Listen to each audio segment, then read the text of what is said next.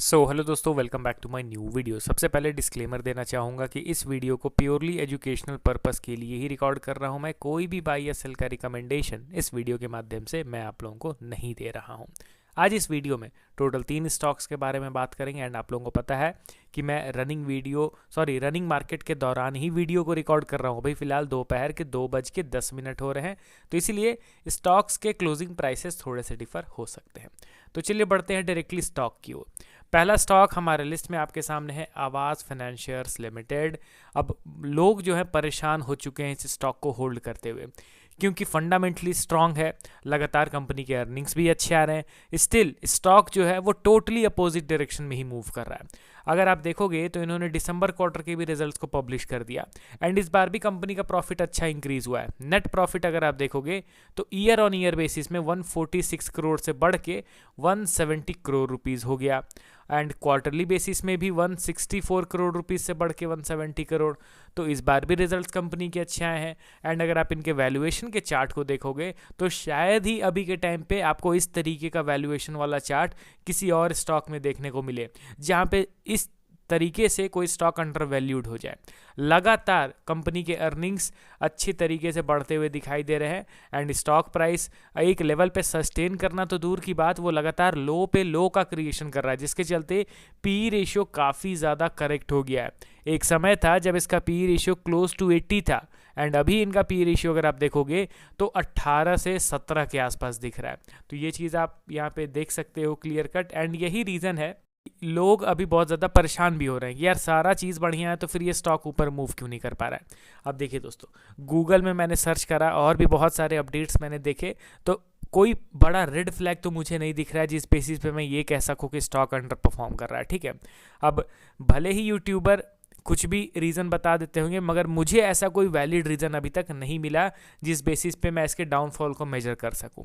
And अगर आप इनके इन्वेस्टर के सेक्शन पे नज़र डालोगे तो आपको क्या दिख रहा है कि धीरे धीरे करके यहाँ पे प्रोमोटर्स ने अपने स्टेक को इंक्रीज़ किया है। प्रोमोटर का जो स्टेक पहले 39% था वो अभी जाके बढ़ के 48.9% हो चुका है। तो अगर सही में कोई वैसा रेड फ्लैग होता तो प्रोमोटर इस तरीके से अपने इन्वेस्टमेंट को नहीं बढ़ा रहे होते। ठीक है, अब देखिए कंपनी के फंडामेंटल्स बेहतर है, रिजल्ट्स अच्छे आ रहे हैं, तो लॉन्ग टर्म इन्वेस्टर होके हम लोग इसको होल्ड ही कर सकते हैं। ठीक है, देखिए minimum holding period long term के लिए क्या होता है, एटलीस्ट 8 to 10 ईयर्स, 8 से 10 साल तक अगर आप किसी भी स्टॉक को होल्ड करते हो और अगर वो फंडामेंटली स्ट्रांग है ना, तो वो इस ड्यूरेशन में आपको अच्छे रिटर्न्स दे ही देता है। क्योंकि देखिए ऐसा बहुत कम स्टॉक्स होता है जो लगातार रिजल्ट्स अच्छे आ रहे हैं मगर वो 10 साल से अंडर परफॉर्म कर रहा है। ऐसा नहीं होगा, 3 साल 4 साल 5 साल तक भले अंडर परफॉर्म करे मगर एट द एंड 10 साल के अंदर वो डिसेंट रिटर्न्स दे सकता है। ये मेरा एक्सपीरियंस है, मैंने चार्ट एनालिसिस किया बहुत सारे स्टॉक्स का, तो ये चीज़ें मैंने आइडेंटिफाई किया है। अब देखिए स्टॉक में सारा चीज़ तो ठीक है मगर टेक्निकली अगर देखा जाए तो नो डाउट ये कहना गलत नहीं रहेगा कि स्टॉक बहुत ज़्यादा वीक दिख रहा है एज पर टेक्निकल एनालिसिस। यहाँ पे ये एक मेजर सपोर्ट लेवल था दोस्तों, जिस सपोर्ट लेवल का ब्रेकडाउन मैं नहीं एक्सपेक्ट कर रहा था, मगर इस वीक एक बिग रेड कैंडल स्टिक बन के स्टॉक ने अपने इस सपोर्ट लेवल का भी ब्रेकडाउन कर दिया है। यहाँ पे आप देखिए तो एक अच्छा खासा रेड कैंडल स्टिक का फॉर्मेशन हुआ है, तो ऑब्वियसली ये एक नेगेटिव संकेत तो ज़रूर है। मैं नहीं एक्सपेक्ट कर रहा, देखिए यहाँ से यहाँ तक करेक्शन हुआ, वेल एंड गुड, ठीक है चलता है, मगर यहाँ पे जो ऑलमोस्ट 3 साल स्टॉक ने समय बिताया एंड यहाँ पे बेस का क्रिएशन हुआ 3 साल तक लगातार, तो मैं सोच रहा था कि अब जाके फाइनली इस पर्टिकुलर ट्रेंड का रिवर्सल हो जाएगा, मगर कौन जानता है स्टॉक्स का एग्जैक्ट मूव। इसने ब्रेकआउट देने के बजाय ब्रेकडाउन दे दिया, तो अभी के लिए तो ये टोटली अवॉइड वाला सिनेरियो है। फंडामेंटल्स कितने ही अच्छे क्यों ना हो, मगर अभी के टाइम पे अगर देखा जाए तो स्टॉक मतलब कंसिडरेबल नहीं है, इसको अभी कंसिडर नहीं किया जा सकता है। ठीक है, क्योंकि अभी समय नहीं है स्टॉक का, अभी कंप्लीटली वीक दिख रहा है, तो इसको मैं थोड़ा सा साइड रखना पसंद करूंगा। आपके पास अगर कुछ पता हो कि भाई क्यों आवास फाइनेंशियल इस तरीके से लगातार गिर रहा है despite having good quarterly results, तो कमेंट करके ज़रूर बताइए। ठीक है, अब चलिए बढ़ते हैं हम लोग अगले स्टॉक की ओर हमारे लिस्ट में, जहाँ पे सिमिलर काइंड ऑफ मूवमेंट हो रहा है। स्टॉक का नाम है Tata Elxsi limited. Currently 4.6% down है, 5150 के आसपास ये ट्रेड कर रहा है। अब इसके वैल्यूएशन के चार्ट को भी आप देख लीजिए एक बार। ये तो बाकी के आईटी कंपनीज़ के तरह ही इन लोअर लेवल पे ही ट्रेड कर रहा है। हालांकि ये पूरा इंडस्ट्री ही इस तरीके से स्ट्रगल कर रहा है अभी के टाइम पे। एंड टाटा एलेक्सी के तो रिजल्ट्स भी अभी कुछ खास अच्छे नहीं आ रहे हैं। रिसेंटली दिसंबर क्वार्टर का इन्होंने रिजल्ट्स पब्लिश किया एंड दिसंबर क्वार्टर में भी देखोगे तो डिसअपॉइंटिंग नंबर्स ही दिख रहे हैं। ईयर ऑन ईयर बेसिस में 199 करोड़ से जो है प्रॉफिट इनका गिर के 109 करोड़ हो गया। सेल्स अगर आप देखोगे तो मार्जिनली फ्लैट रहा है। तो ये थोड़े से ख़राब प्रॉफिट के फिगर हैं, तो उसका नेगेटिव इम्पैक्ट स्टॉक में पड़ रहा है। तो ये चीज़ तो हम लोग आराम से प्रिडिक्ट कर ही सकते हैं। अब टेक्निकली अगर देख लेते हैं कि क्या इस डाउनफॉल से कोई बड़ा नुकसान तो नहीं हो गया है स्टॉक के चार्ट में, तो जी हाँ दोस्तों, अभी तो उतना नहीं हुआ है मगर बहुत जल्द हो सकता है। क्यों?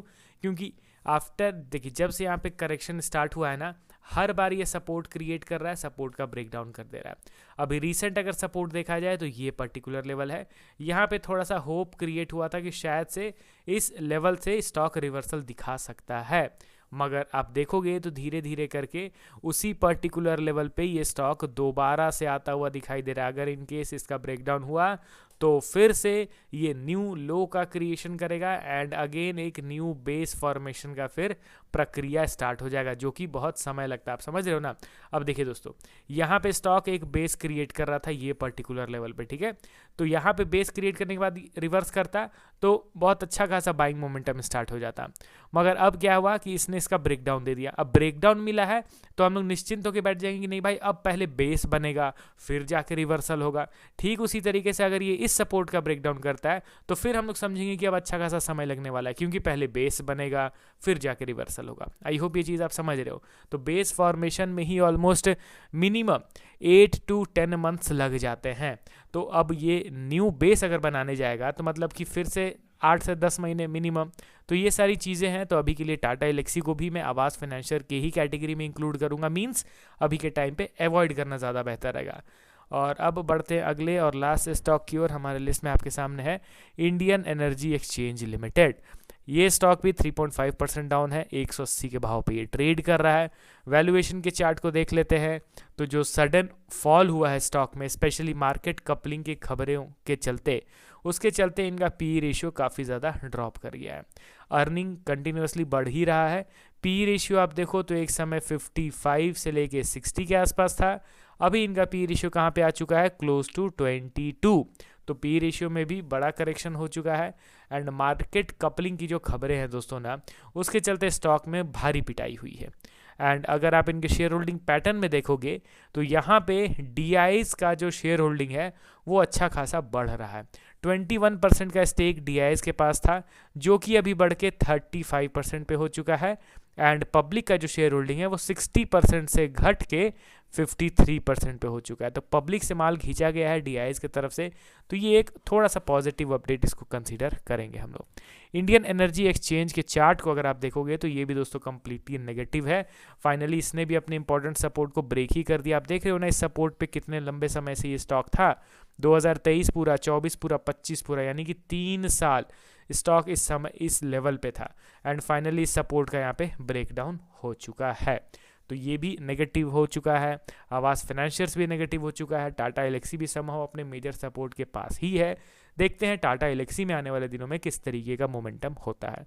अब आप अपना पॉइंट ऑफ व्यू शेयर कीजिए इन तीनों स्टॉक्स के रिगार्डिंग। मिलता हूँ नेक्स्ट वीडियो के साथ। Okay then, bye bye.